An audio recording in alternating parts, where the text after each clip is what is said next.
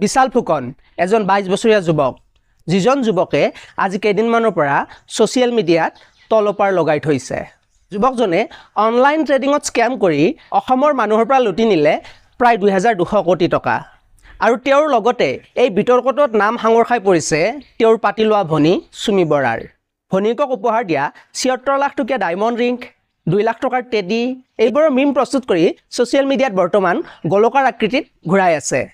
এতিয়া আমি আহো যে বিশাল ফুকনেনো এনেকি ট্ৰেডিং কৰিছিল যাৰ বাবে তেওঁ জেলত যাব লগা হৈছে আৰু ইয়াৰ লগতে আজি আমি আলোচনা কৰিম অসমত ট্ৰেডিং কৰাটো সঁচাকৈ বৈধ নে অবৈধ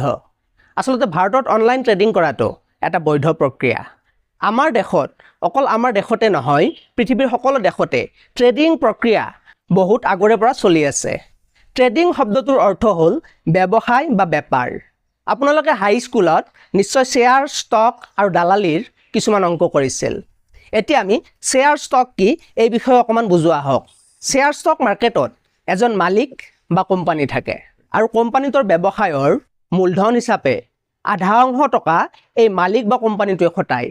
আৰু বাকি আধা অংশ টকাৰ শেয়াৰ তেওঁলোকে খণ্ড খণ্ডকৈ বিক্ৰী কৰে অৰ্থাৎ আপুনি কোম্পানীটোৰ পৰা যিমান টকাৰ শেয়াৰ কিনিব সিমান টকাৰ আপুনি কোম্পানীটোৰ অংশীদাৰ হ'ব অৰ্থাৎ কোম্পানীটোৰ ব্যৱসায়ত যিমান লাভ বা লোকচান হ'ব আপুনি খটোৱা ধনৰ পৰিমাণ অনুপাতে সেই লাভ বা লোকচান আপুনি লাভ কৰিব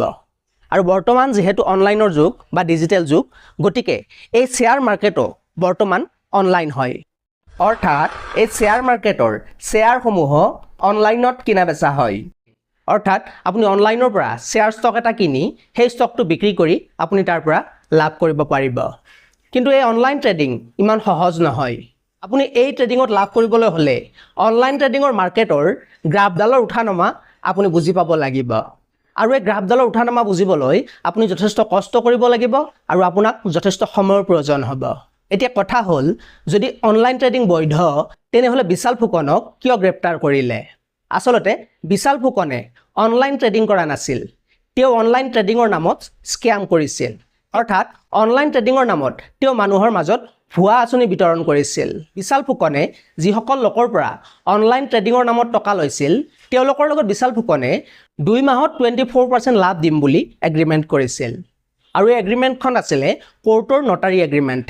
গতিকে মানুহে বিশ্বাস কৰিছিল যেহেতু কোৰ্টত এগ্ৰিমেণ্ট কৰিছে গতিকে তেওঁলোকে মূলধন আৰু লাভ ঘূৰাই পাব কিন্তু কোনো কোম্পানীয়ে কেতিয়াও 2 মাহত ইমান % লাভ দিব নোৱাৰে বা নিদিয়ে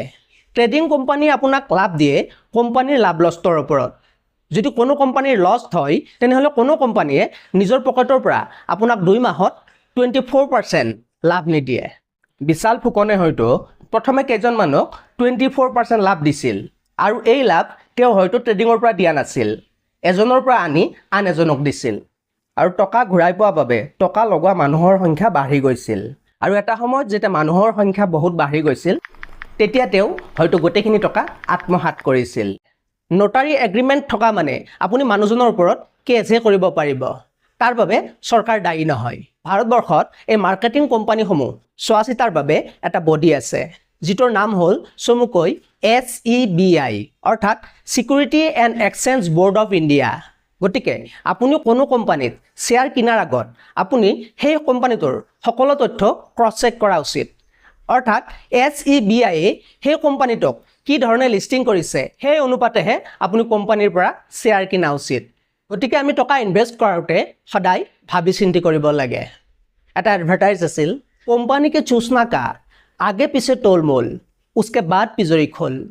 অৰ্থাৎ আপুনি কোম্পানীটোৰ ইনফৰমেশ্যনসমূহ প্ৰথমে অধ্যয়ন কৰি লওক তাৰ পিছত সেই কোম্পানীটোৰ শ্বেয়াৰ কিনক আৰু যদি আপুনি ব্যৱসায় বুজি নাপায় বা আপুনি যদি 9-10ত শ্বেয়াৰ ষ্টক আৰু দালালিৰ অংক টান পাইছিল বা সেই অংকবোৰ যদি এতিয়াও আপোনাৰ বাবে সাঁথৰ তেনেহলে আপুনি অনলাইন ট্ৰেডিং নকৰাটোৱে ভাল মই প্ৰথমতে কৈছো অনলাইন ট্ৰেডিঙত যথেষ্ট ৰিস্ক থাকে গতিকে সদায় সাৱধানে থাকক অকল অনলাইন ট্ৰেডিঙৰ পৰাই নহয় ঠিক এনে ধৰণৰ অন বহুতো স্ক্যাম থাকে যিবোৰে আপোনাক লোভ দেখুৱাই আপোনাৰ পৰা টকা সৰকাই লৈ যায় যেনে মাটি কিনা বিজনেছৰ এগ্ৰিমেণ্ট খেতি বাতি কৰাৰ এগ্ৰিমেণ্ট আদি এনে ধৰণৰ নানা ধৰণৰ স্ক্যাম আছে আপুনি লোভত পৰি কাৰো লগত এনে ধৰণৰ স্ক্যামত নপৰিব বন্ধুসকল ইমানখিনি আছিল আজি আমাৰ অনলাইন ট্ৰেডিঙৰ ওপৰত আলোচনা